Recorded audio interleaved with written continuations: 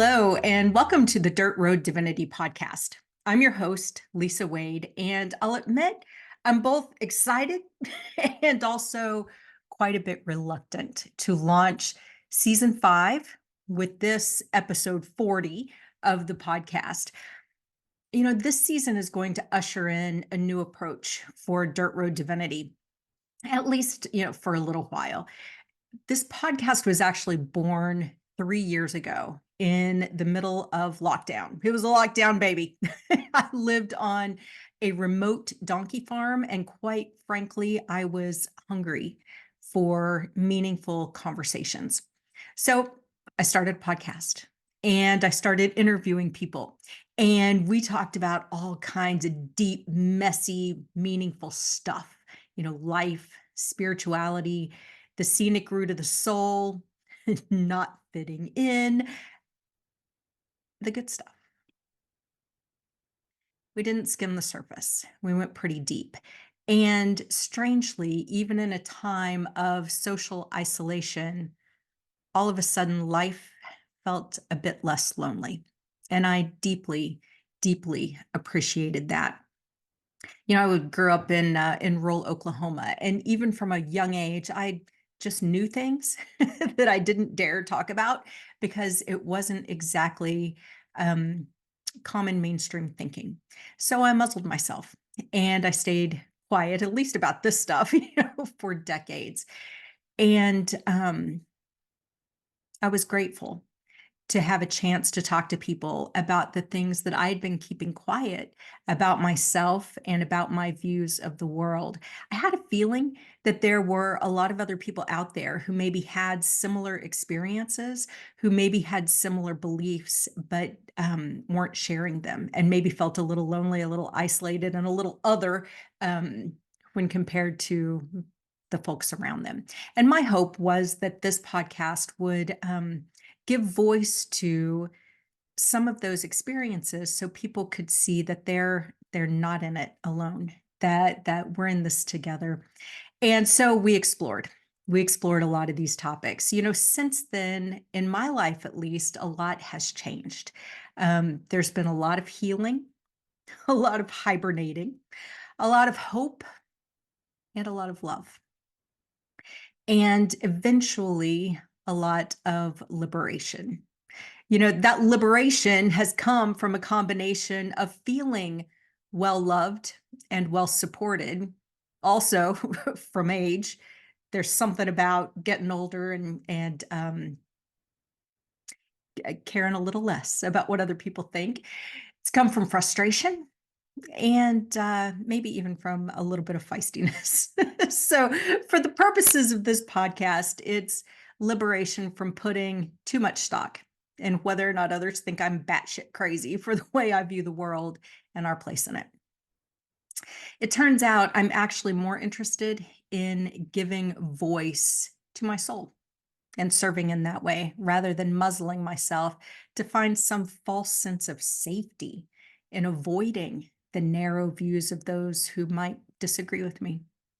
So, season 5 of the Dirt Road Divinity podcast will feature me telling my own stories, sharing my own experiences in my own way. And if I'm being perfectly honest, that terrifies me a bit for a whole lot of reasons. In fact, I've known I've needed to do this for months, if not much longer, and I've been avoiding it and procrastinating it and being very reluctant to actually tell my own stories. Truth is, I was hiding behind the stories of others for a long time. I loved giving a platform for others to share their experiences, knowing all along that I needed to share mine too. So this morning I was journaling and, I wrote one more time, it's not the first time I've written this, that fear is a luxury I can no longer afford. And the minute those words came out of my pen, my guides rushed in and let me know that fear is definitely no luxury. In fact, they said that giving my power away to fear was the equivalent of energetic slumming. Fear is energetic slumming. Okay. They sure know how to get my attention and how to put things in a way that even my reluctant brain can understand. For the past 20 or more years at this point, my relationship with these guides has deepened, strengthened, and really been a source of solid support and inspiration, and often necessary kicks in the pants. So they coax me out of my comfort zone in very loving ways. They believe in a version of me that is much more courageous, much more confident, um, much braver than I tend to see in myself. And so they urge and push, always in a very loving way, always keeping in alignment with the idea that I have free will and I can do what I damn well want to. um, but trying to help me see the bigger aspect of what could be possible for me, for my life, and for my service in the world.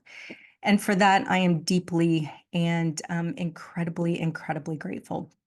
So they invite me to live in alignment with my soul, and they help me remember what that actually feels like, to know when that alignment is happening and to know when I'm straying from the course. So I'm deeply grateful.